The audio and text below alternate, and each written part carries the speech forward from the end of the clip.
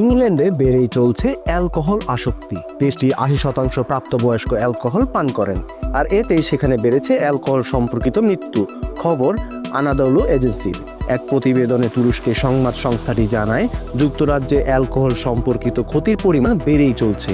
ক্রমবর্ধমান এই সমস্যা মোকাবেলায় কৌশল পরিবর্তনের কথা বলছে বিশেষজ্ঞরা। তারা অ্যালকোহল ইন্ডাস্ট্রিকে জবাবদিহিতার আওতায় আনার কথাও বলছেন।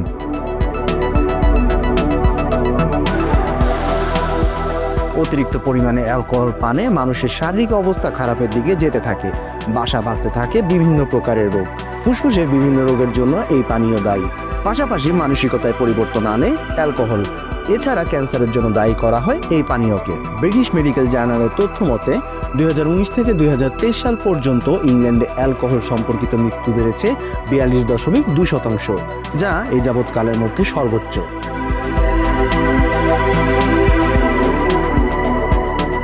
মৃত্যু বাড়লেও নিজেদের নাগরিকদের অ্যালকোহল বিমুখ করতে পারছে না ব্রিটিশ সরকার।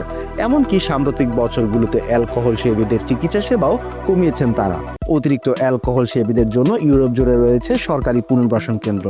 অঞ্চলটির মোট জনগণের 11% এইসব পুনর্বাসন কেন্দ্রে চিকিৎসা সেবা পেতে পারে, কিন্তু ইংল্যান্ড ও ওয়েলসে রয়েছে মাত্র 1%। চিকিৎসার জন্য নিজেদের উপর ভরসা রাখতে হয় অ্যালকোহল সেবীদের।